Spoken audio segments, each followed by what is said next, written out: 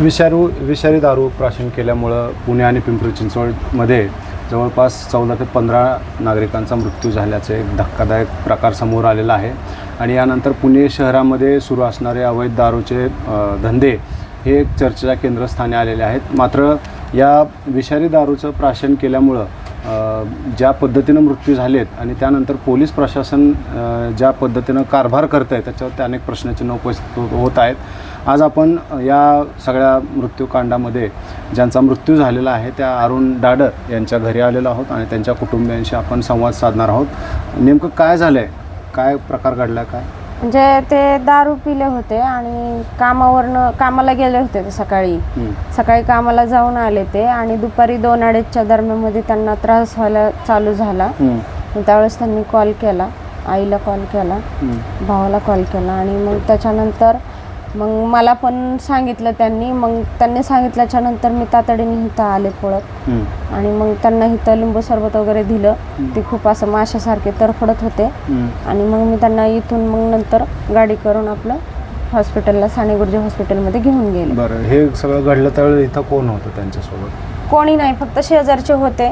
शेजारी नाही का उठवून बसवत होते, पाणी वगैरे देत होते, पण ते पित नव्हते. म्हणजे त्यांची परिस्थिती एकदमच क्रिटिकल होती, अशी खूपच अवस्था बेकार होती. आणि हे पण त्यांना म्हणजे अशा गोष्टी त्यांच्या 3-4 वेळा होऊन गेल्या होत्या की असं पोटदुखी, उलटी, लघवी त्रास, म्हणजे त्यांना जे हा आहे ना, तर हा पहिलं पण 4-5 वेळा त्रास 4 वेळा तर झालाच होता, ही 5वी वेळ होती. पण आम्हाला वाटलं नाही की हे एवढ्या टोकाला जाईल म्हणून, असं वाटलं नाही कधी.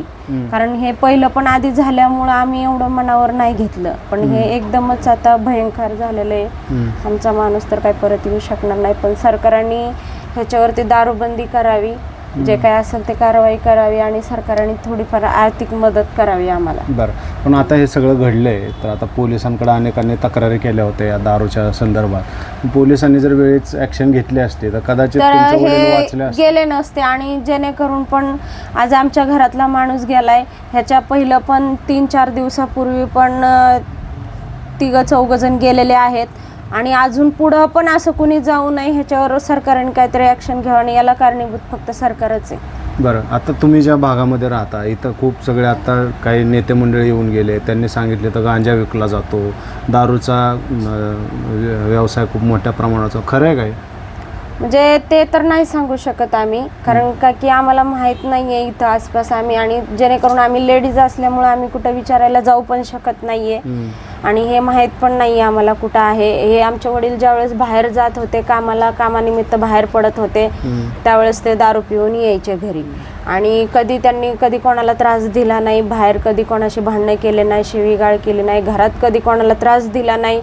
त्याच्यामुळं आम्हाला कधी ह्या गोष्टीवर ॲक्शन घेऊ अशी वाटली नाही. बरं, काय करायचं, काय कामधंदा काय करायचं? मोलमजुरी करायची, जिथं कुठं मजुरी आपल्याला लागल, कुणी बोलवल बिगारी काम करायचं, कुणाचं गवत काढणे असेल किंवा काय असेल, झाडू खात्यात ह्याच्यात कुठं असेल तर ते बोलवलं तर ते काम करायचे. तेवढे 4 पैसे आणायचे, अर्धे पैसे दारूमध्ये, अर्धे पैसे घरामध्ये. आता वडील गेल्यामुळे आता खूप मोठं एवढं दुःख झालंय की आता वडील तर परत येऊ शकत नाही आणि त्यांच्या माघारी आम्हाला कोणी बघू पण शकत नाही. आणि जेणेकरून अशी गोष्ट आहे की आम्हाला कोणी मदत पण करू शकत नाहीये आणि आजूबाजूला आमच्या कोणी नाहीये पण आम्हाला आर्थिक मदत करण्यासाठी, असं धावून येण्यासाठी आम्हाला कोण नाहीये. प्रशासनानं कोणी तुमच्याशी संपर्क साधलाय का? पोलीस म्हणा किंवा इतर अधिकारी? पोलीस इथं नाही आलेले. पोलीस आले होते, जे पंचनामा जे झाला हॉस्पिटलला ते तेवढंच झालेलं आहे आणि इथं घरापर्यंत पोलीस कुणी आलेले नाही आहेत. आणि जे काही आमदार खासदार आता जे येऊन गेले त्यांनी आश्वासन दिलेलं आहे की आम्ही तुम्हाला थोडीफार मदत करू. पण त्या मदतीपेक्षा तुमचा माणूस आज गेलाय, त्याचं दुःख मोठं आहे ना? त्याचं दुःख मोठं आहे, पण आता कसं असतं माहिती का, आता ह्या गोष्टीला म्हणजे जेणेकरून आता घरातली पण म्हणत नाही की तुम्ही जावा तिथं दारू पिऊन या म्हणून, आणि बाहेरचे पण म्हणत नाही की तुम्ही येऊन आमच्याकडे प्या म्हणून. ते त्यांचा व्यवसाय करायचं करतात, ते कोण आहे हे आम्हाला माहीत नाहीये. पण आपला माणूस पेत होता हे खरं आहे आणि ह्याच्यावर सरकारने ॲक्शन घ्यावा, म्हणजे जेणेकरून दुसरे कुणी अजून तिथं जाऊ नये. बरोबर, कुणाचा अशा पद्धतीने अशा पद्धतीने कोणाचा अंत होऊ नये, कोणाचं घर उद्ध्वस्त होऊ नये, हे एवढंच आम्हाला सरकारला सांगायचंय. आणि सरकारने जे काय असेल ते ह्याच्यावर लवकरात लवकर कारवाई करावी, ॲक्शन घ्यावी, गोरगरिबाला झालेल्या नुकसानीबद्दल थोडीफार भरपाई द्यावी त्यांनी, एवढीच अपेक्षा करतोय आम्ही सरकारकडनं. ते कधीपासून दारू पित होते? आता तुम्ही तर सांगताय 4-5 वेळा झाल्या, मग तुम्ही म्हणजे ते त्यांच्या वयामध्ये आल्यापासून, ते तरुण असल्यापासून पेत होते, म्हणजे अनेक वर्ष. पण पहिलं म्हणजे एवढं पेत नव्हते, पण आता ह्या 10-12 वर्षामध्ये त्यांनी खूपच पिली दारू. आणि ह्या 10-12 वर्षातच म्हणजे 5-6 वर्षापासूनच त्यांना जास्त त्रास व्हायला लागला या गोष्टीचा. जसं जसं वय व्हायला लागलं, आता त्यांचं वय 60 होतं, जसं जसं त्यांना वय व्हायला लागलं तसं तसं त्या गोष्टीचं म्हणजे न पचन होण्यामुळे हा त्रास झालेला आहे त्यांना. पण ते काय कुठं दारू पिले वगैरे काय याच्याबद्दल काय माहिती नाही, कारण आम्ही इथं आसपास नव्हतोच त्यांच्या. मी माझ्या घरी होते, आई गावाला होती, भाऊ पण गावाला होते आणि ते एकटेच राहत होते. आता इथला एक अड्डा तोडला रोहित पवारांनी, त्याबद्दल काय माहिती नाही, तुम्हाला? नाही, काहीच माहिती नाही आणि कल्पना पण नाहीये, कारण आम्ही इथं नसतोच लक्ष द्यायला, त्याच्यामुळं आम्हाला इथलं काहीच माहित नाही. बरं, ठीक आहे. तुमचं काय म्हणणं आहे काकू?